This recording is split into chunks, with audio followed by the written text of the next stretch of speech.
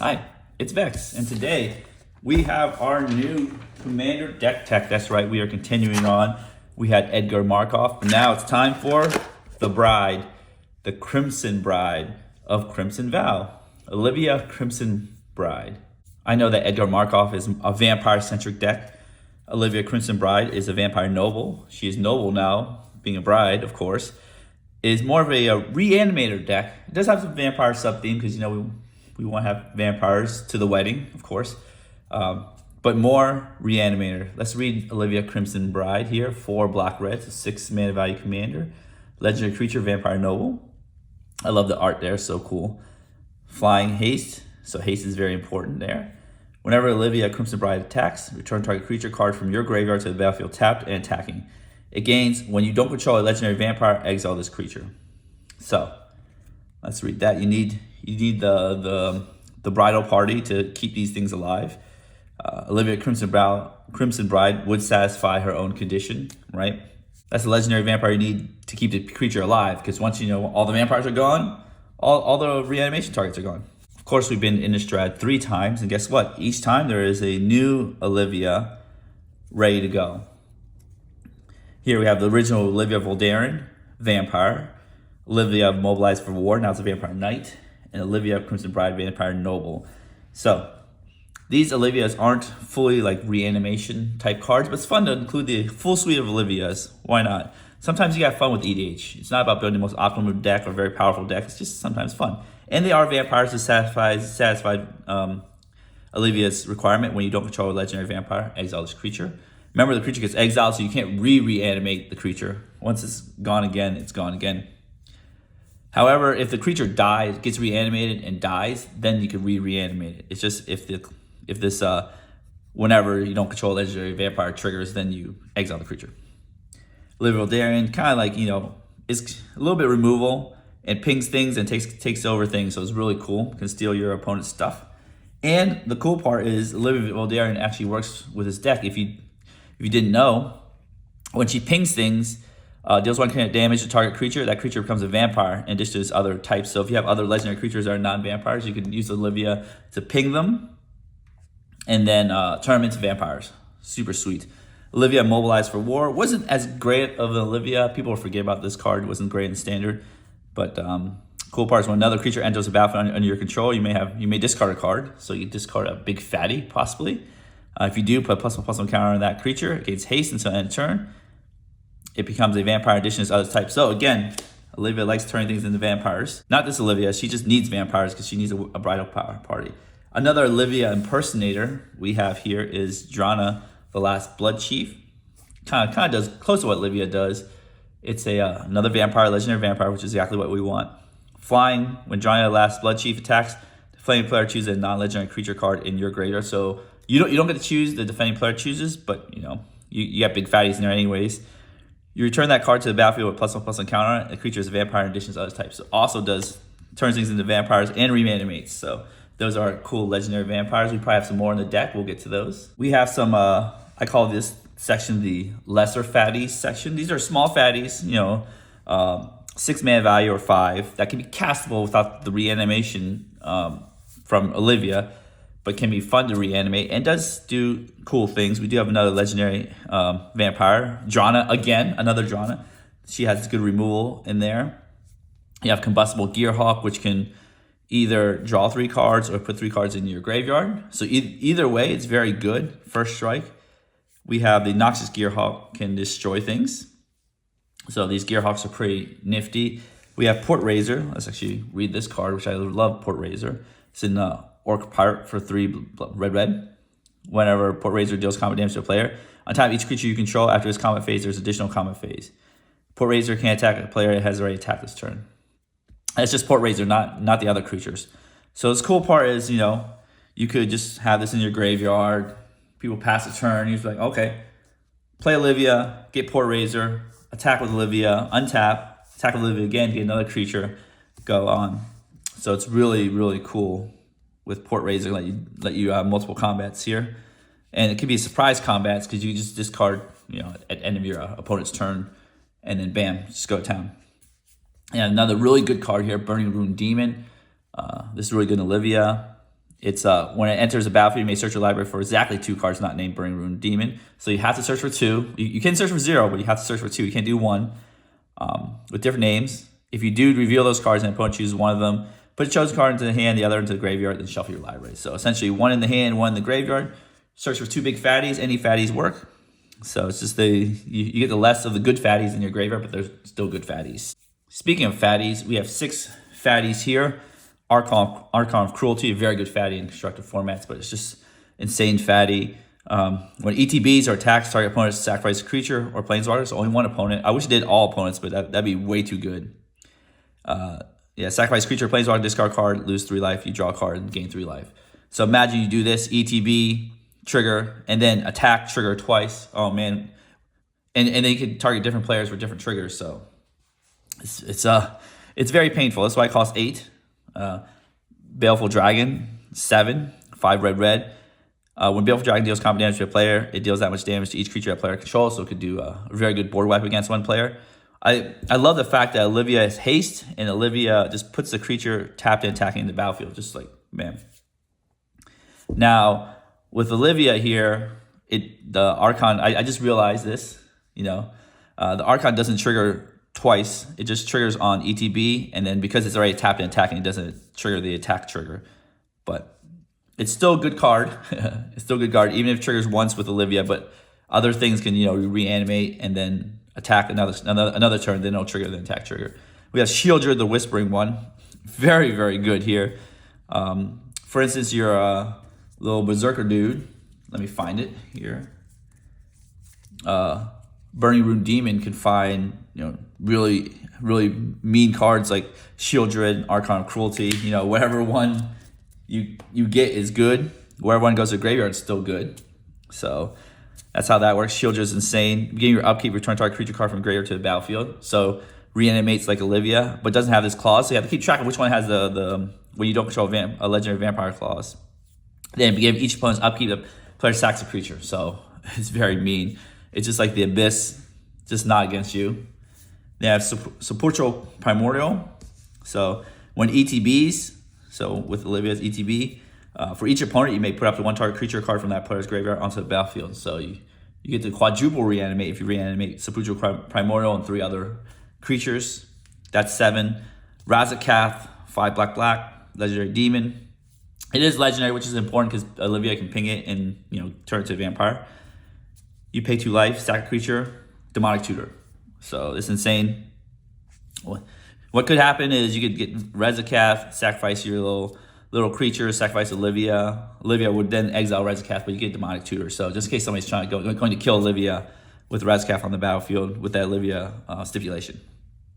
Villas, Broker of Blood, 8 mana value, 5 black. Flying, so this is really good.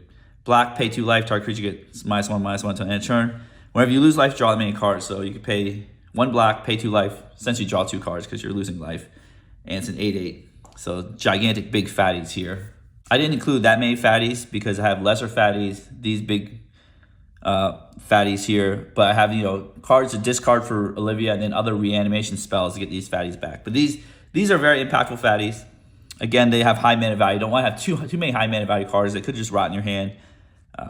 People could remove your graveyard. So, things could happen. Like you could have a Rest in Peace player that just hates your reanimation. So that's why I have not too many fatties, but just enough to be able to draw them or, put them directly to a graveyard so you can reanimate. Speaking of reanimation spells, we have Reanimate itself right there, 1 mana. So technically on turn 2, turn 1, you can discard a big fatty. Turn 2, you can reanimate, that fatty like Archon of Cruelty, which is insane. So that's what that plays there for. Malakir Rebirth isn't technically a reanimation spell. It's a mono double face card, which I should just technically put right here next to the other one. Could get a creature on its way out, put it back in. It doesn't fix the exile issue here, but if it dies naturally, then you can get it back. Persist, target non-legendary creature, graveyard to the battlefield. There are some good non-legendary fatties, and of course Archon of Cruelty is a very good fatty to persist. Right there, Aghanim's Awakening is very mana intensive, but again, it's a mono double face land, so it can be mostly used as a swamp. Get things back from the battlefield that are X. It actually can get a bunch of things back that are, X and less. Then we have the enchantment reanimations. Animate Dead, Dance of the Dead, Necromancy. Now, if you get rid of the enchantment, the creature dies with it as well. But some good reanimation spells here. And Necromancy lets you do it at flash speed, but you gotta sack it if you do it at flash speed. So it's cool. Just think about that in case somebody, you know, does something crazy. You could just flash in Necromancy, get Archon of Cruelty back, but then sack it at the end of turn. Then we have ways to get things into our graveyard. We have Entomb. That's the way to get turn 2 Archon, turn 2 Fatty. You can Entomb a Fatty, turn 1, turn 2 Reanimate, or Animate Dead It, or Dance the Dead. Very, you know, very cheap mana wise. It's an instant too, so you can do it at end of turn, so you surprise your opponents. Val Entomber essentially has the Entomb clause attached to it right there. You know, take a card from your library and put it in your graveyard. You can always Olivia, Reanimate, Val Entomber, put something in your graveyard, next turn attack Olivia again, then get the Fatty.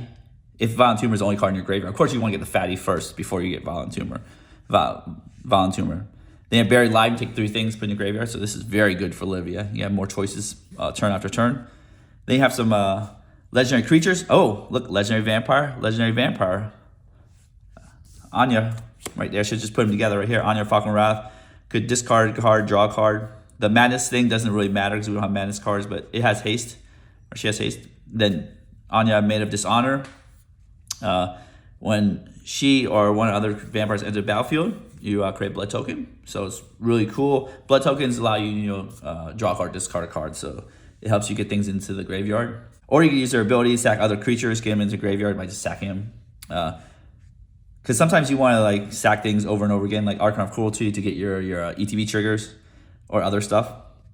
So it's really good. Chainer here has, straight up discard a card, and then you may cast a creature card from your graveyard this turn. Activate the ability only once each turn. So it's insane. You could just discard any fatty to Chainer and cast it. So Chainer is really good there. And then he has another ability. Whenever a non-token creature enters the battlefield under your control, if you didn't cast it from your hand, it gains haste. So now, if you discard Archon, cast Archon, then you get the double trigger with Chainer. It's insane. Cavalier of Flame, which I love Cavalier of Flame. This is one of my favorite cards. This is a pet card. I don't think it's super good for the deck, but I just really love this card, so I just add it. 1 in red, creature you control get +1/+0, get haste. Then when it ETBs, discard any number of cards and draw that many cards. And then when it dies, it deals X damage to each opponent, each planeswalker they control, where X is the number of lands cards in your graveyard. You will be discarding cards. You can bury live some land cards if you want to, if you don't have any more fatties. So that is part of the discard, get things in the graveyard package. There's more. I couldn't fit it all on one screen, but there's more ways to discard. There's Faithless Looting, draw 2, discard 2. Then you can flash it back, throw a possibility, discard card, then draw 2 cards. Unexpected Windfall, discard card, draw 2 cards, create 2 treasures. So Reforge the Soul is like a Wheel of Fortune right here. An Altar of Dementia, you could just mill yourself. So I like how this deck has a lot of acceleration of ways to go through the deck here. That's why you don't need that many fatties, because you are going through the deck pretty fast with your cards. Onto the regular business, right? We have removal, but we have Ravenous Chupacabra because it's a creature. Usually we don't play creature removal. I don't usually play Ravenous Chupacabra. I'd rather have a cheaper removal spell, but again, Olivia can reanimate Ravenous Chupacabra. It's really good there. We have other standard removal like Chaos Warp because we might have permanents like enchantments that we can't remove very easily. Feed the Swarm, can get rid of enchantments or creatures. Deadly Rollick, we are a mana hungry deck, so I did include Deadly Rollick as a free spell for removal when Olivia's on the battlefield. Can get blocker out of the way. Shatter Skull Smashing, Mold Double Face card. So it's very good because I just love playing this as a mountain, but just in case I have too many lands, I can just shoot at some creatures or planeswalkers and kill them. We have Vandal Blast, kill all the artifacts. I think I want to start including Vandal Blast more in my decks because it's just so good. You overload it, kill all opponents' artifacts. Fire Covenant, I love Fire Covenant. It is an instant speed way. It does require a lot of life, which you gotta be careful with, but it is an instant speed way of killing creatures at ETB, Fire Covenant, a bunch of things out. Then play Olivia, attack. Toxic Deluge, kill a bunch of creatures. Blasphemous Act, red staple there, of course, board wipe. And look, we have some card draw and protection. Not a lot, but still good. We do have another legendary vampire, Noble, another Noble to match Olivia's nobility, as you want to call it. Florian, Voldaren Scion. Let's actually read this card. This is a new card here, 1 black red. First strike at the beginning of your post-combat main phase, look at the top X cards of your library, where X is the total amount of life your opponent lost this turn. So you can do it usually ping in with Olivia, ping in with somebody else. Then you look at, maybe like 10 cards, even more. exile one of those cards, put the rest on the bottom of your library in random order. You may play the exile card this turn. You get the one-shot red temporary card draw there. Jessica's Will is insane. You get the one-shot 3-card draw, and then mana, red mana. So it's insane because it generates mana and gets you cards to use right away. It'd be sweet. Sometimes you could catch somebody with more than 7 cards if they have a Reliquary Tower. You get tons of mana, you cast your fatties. Unfortunately, it's not a black card because black is your main fatty color, but red's still good. Stinging Study, I'm really liking this card a lot. It is an instant, which I really like about it. It's 4 black. You draw X cards, lose X life, where X is the mana value of commander you own in the battlefield or in the command zone. Essentially, 4 and a black, you draw X, you draw 6, lose 6. I love these for high value, high mana value commanders, and it's at instant speed, which helps, you could just hold up some reaction like Fire Covenant or whatever. If you don't use it, you use Stinging Study, draw 6, which is really good. Now you can always use your natural discard to discard fatties too, which does happen sometimes. Not rarely, but it is a thing that you can do. And then we have the 2 Lightning Greaves, Swiftfoot Boots, make our fatties, protect your fatties a little bit. Deflecting Swat, mainly to protect Olivia from dying. You have your other cards, like your Demonic Tutor, of course, your Anger, give things haste if it's in the graveyards, because you can always entomb Anger or bury live Anger, which is really good there. It's better in the graveyard than on the battlefield, so I wouldn't reanimate Anger unless I really had to. Dauthi Voidwalker, insanely good turn 2 play. I think the graveyard hate part of Dauthi Voidwalker is really good. The free spell is insane. Kalitas, another legendary vampire that easily castable, and then as a little graveyard hate. Rakdos Charm, I consider more graveyard hate, but it does destroy artifacts. It is very versatile, that's why Rakdos Charm is very good. And if somebody's doing a go-wide deck with tokens, maybe they have 30 tokens, you can do 30 damage to them with that mode of Rakdos Charm. Remember, it still does damage to yourself too, so you can actually draw a game, which is interesting. I've never done a draw game, but it could happen. We have the best creature to reanimate. I forgot to tell you what the best creature to reanimate is.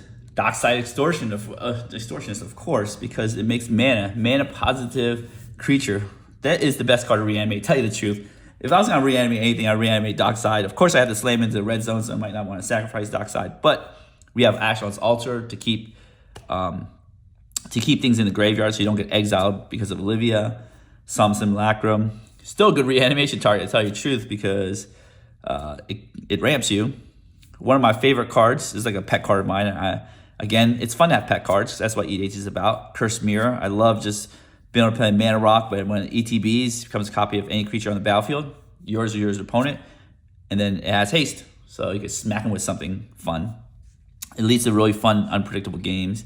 So these are mana accelerants. We have standard mana accelerants here: Wayfarer's Bauble, Soul Ring, Arcane Signet, Mindstone, Ragnos Signet, Talisman of Indulgence. We do have big fatties, but we have some ways we want to cheat our fatties. That's why we have not a super heavy amount of ramp, but a good amount. Of course, we have Dockside, which is the best card in our deck, right?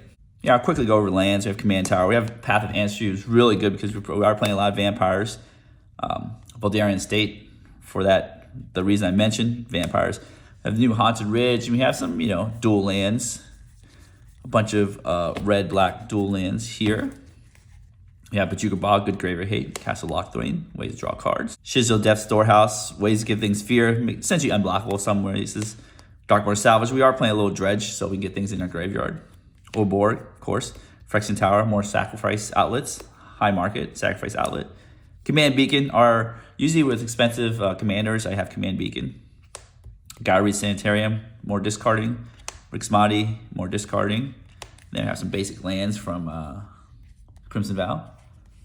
All right, so that is the deck, the Olivia deck. It's a Reanimator deck, a little different than Edgar. Edgar is more vampire focused, but sometimes you want to do some reanimation shenanigans. So let's shuffle this deck up full of vampires. It's still a vampire deck because, obviously Olivia needs legendary vampires, but it's a vampire reanimator deck. And it's kind of funny, vampires are like known to convert other creatures into vampires, but not like raise them from the dead. I guess in Innistrad they raise them from the dead because it is kind of like a sub-theme, the reanimation theme for vampires.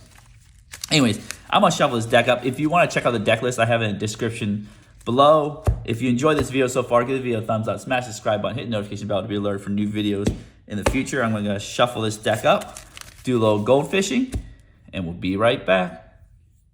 All right, we are back. before you start, I just want to mention there's other ways to take this deck. You can technically cut out all the whole reanimation package, the entomb package, and just have more card draw, card filtering. Just use Olivia for value, ramp harder, and do big creatures. And then again, if they die, you can use Olivia for value. You don't have to put Olivia, into play on turn 6 or 5 or 4. Just use it when you have creatures in the graveyard. So that's one way to take the deck. But of course, we always like to we want to spike the high roll entomb reanimate line. Let's start here. We draw our cards. I have taken a mulligan. Again, this deck does require you to mulligan sometimes because you need 2 things. You need an enabler, something to put your thing in the graveyard, and then you need a reanimation spell or ramp. Olivia, it does cost 6 mana value, so the important part is more enablers, more things to put things in your graveyard. I'll move things over a little bit so you can see our graveyard better. And then the reanimation spell is always in the command zone, but more extras is always good. All right, let's see what we got. Okay, we got what we want. Look at this. We got an enabler. We have an enabler here, Entomber. We have a fatty to reanimate, to discard. It's one of the minor fatties. It's not major fatty. I'm kind of sad, but we still could spike something really cool. Turn 1. Unfortunately, we have a colorless land and an ETB tapped land on turn 1, so it kind of sucks. We can't just Faithless Looting right away and then reanimate next turn, but we can do it 1 turn right here, and then we can get Combustible Gearhawk at worst case. All right, so let's start here. Castle Lockthwain, it's not bad. Okay, so we'll just play this into play tapped. Right, easy as that. Turn 2, untap. Draw our card, Arcane Signet. Okay, so we can't play Castle Lockthwain because this is a swamp, Smoldering Marsh. So we'll play that Castle Lockthwain there. Now, the question is, do we want to ramp or do we just want to spike a Combustible Gearhawk into play? And of course, we didn't come here just to ramp. We came here to spike a Combustible Gearhawk. So let's just do this. We'll cast our Faithless Looting. We'll draw 2. Haunted Ridge. And Mountain. Okay, we'll discard 2, which is definitely the Combustible Gearhawk, because that's what we want to reanimate. See here, we do have a bunch of lands. Haunted Ridge comes into play untapped since we have 2 other lands already. And this heavy black deck, let's just get rid of the Mountain. Bam. Then we're just going to tap here. Put this in the graveyard here. And then we're just going to cast Reanimate. Here, taking 6 life. That's okay.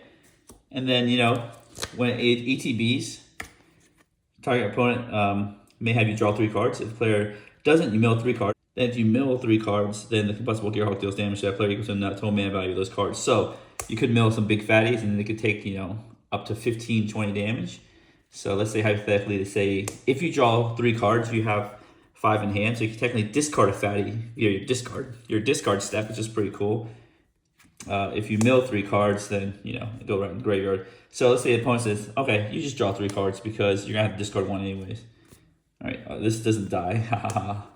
It stays in the field. So 1, 2, 3. Okay, so now I have 8, so now we discard a card. Question is, should we just cast Learning Rune Demon and keep it in hand? I think so. I think we have a lot of mana here. So what we'll do is we'll just cast this, we'll ramp next turn.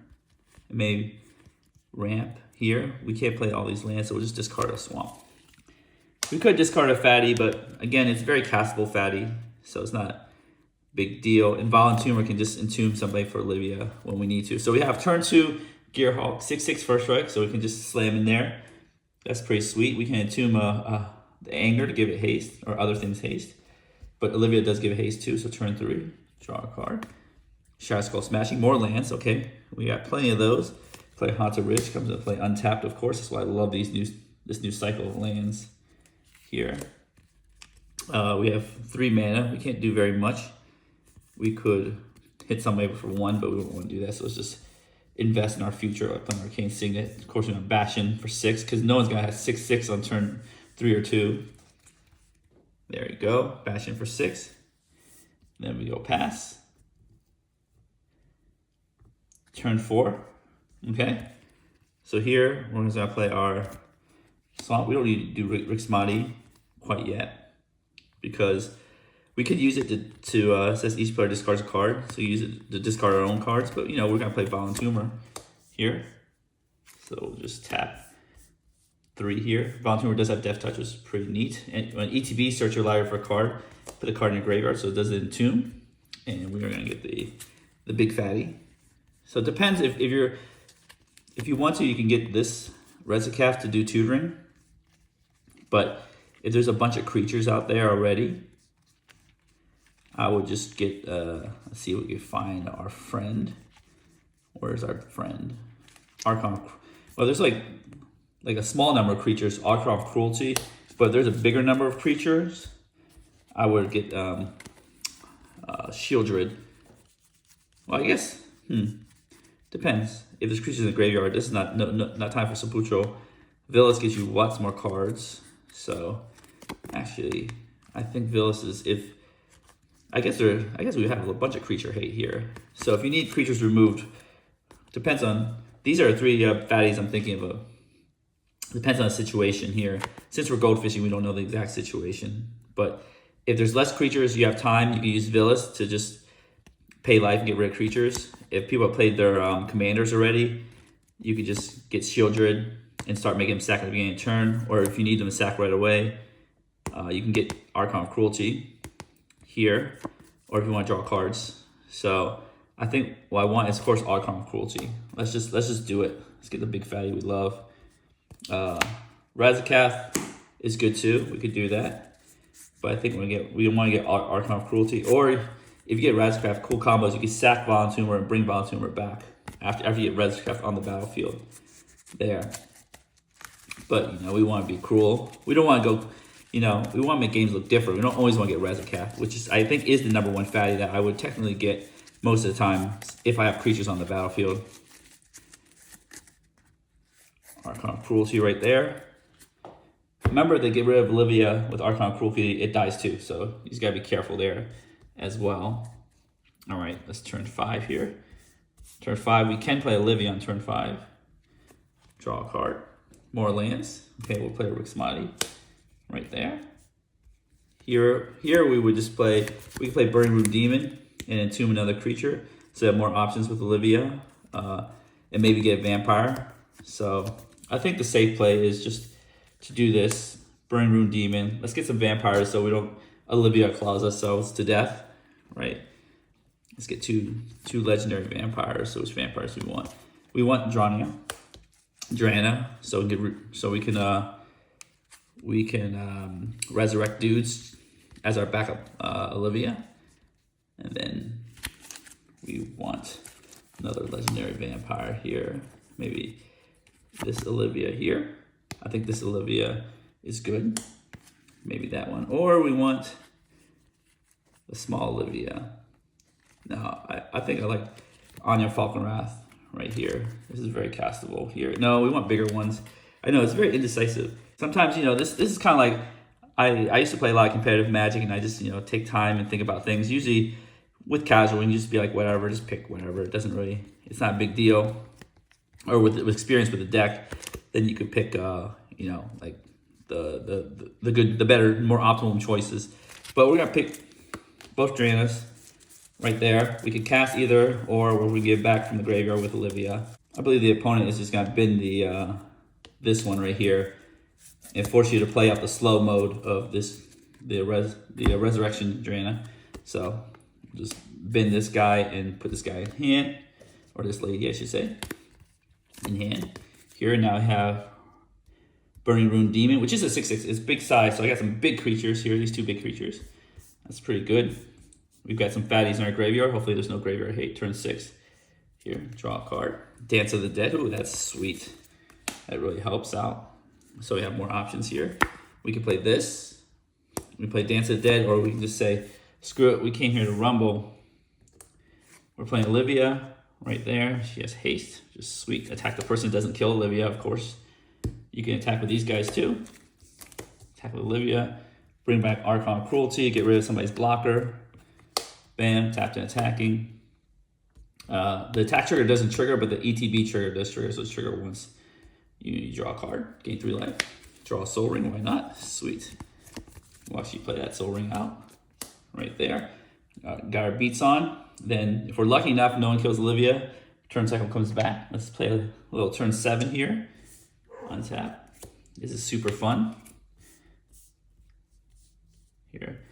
Even if Olivia dies, you can still Dance the Dead. Olivia, unfortunately, Dance the Dead has is a very long paragraph, but it does have the creature ETB tapped, which is unfortunate.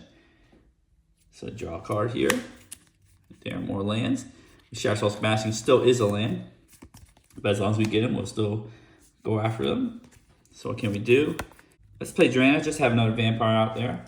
So we'll just tap this here. Just have another vampire so we don't lose our dudes if Olivia gets exiled.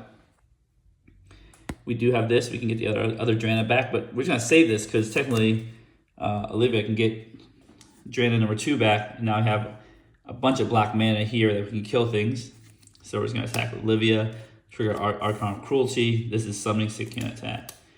And you know what, Violent Tumor, you might want to just put that into the chump block, or just attack with it, have somebody chump block it, so you can have it die, so you can bring it back with Olivia.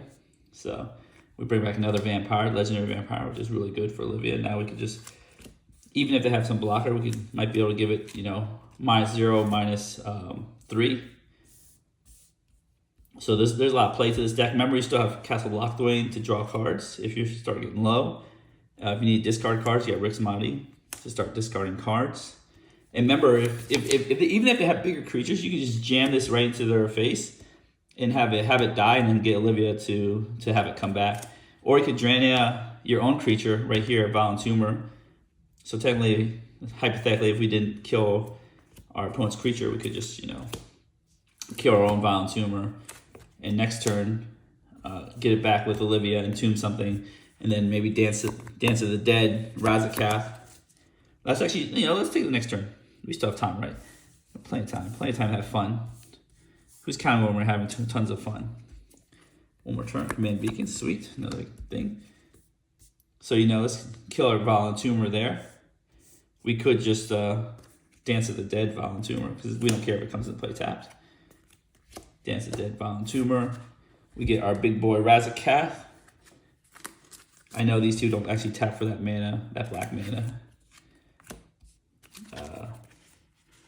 We just get our big boy Razakath here. I just love searching through the deck sometimes. Unfortunately, it slows games down, but you can always say I'm getting Razakath. Entombing Razakath here. Attacking with Olivia. Bringing Razakath back, sacrificing Violent Tumor right here. Search deck again. Get another baddie. We get Baleful Dragon, maybe. I always forget about that guy. Villas is good too, right there.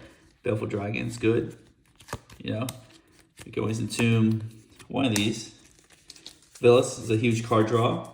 What we can do is we sack Violent Tumor to Razakath. It's not Villas. Let's get Entomb. We'll entomb Villas. We'll get Entomb with Razakath, entomb Villas. Right there. We can get, we could sack, Burn Demon to Razakath. Get a Necromancy here, right there. We'll just cast Necromancy. Get Villas back. Start pinging everything down, and then drawing tons of cards. You can see I'm having a very fun time goldfishing this deck. It's super fun. Again, the big fatty suite could be interchange. You can, go lighter on Reanimation. Go value, go higher on ramp, so you get these guys into play manually. There's lots of ways this deck can go. It's super fun. Razakath, I know, is very, very expensive because, obviously it's got Demonic Tutor, sack a creature, pay 2 life, Demonic Tutor, which is insane. I can keep sacking all these creatures and Demonic Tutoring for reanimation spells or something, who knows. Demonic Tutor for Anger, here, putting a great Entomb Anger. Demonic Tutor for Buried Alive. Get all the fun stuff. Get Cursed Mirror out. Copy more things. Port Razor, extra attacks. So there's lots of fun things to do with this deck, which I really love reanimating. And again, imagine if we had like a bigger fatty on our second turn reanimating instead of like reanimating Combustible Gearhulk, reanimating Villas. Like the game would be almost over if you could reanimate Villas. Because what you could do is you can untap, right? And you hopefully have like 3 black mana.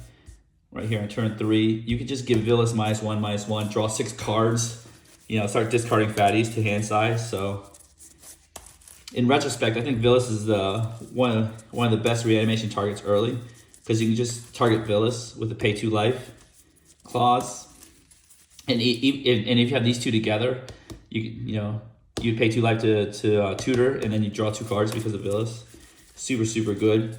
Unfortunately, Gristlebrand is banned in Commander, obviously for obvious reasons. If Gristlebrand was available turn 2, then that'd be insane. Anyways, I've rambled on enough. I really enjoyed this deck, and I hope you enjoyed this video. If you did, give the video a thumbs up, smash the subscribe button, hit the notification bell to be alerted for new videos in the future. I'm still got one more Crimson Vow deck tech to go, so stay tuned for that one.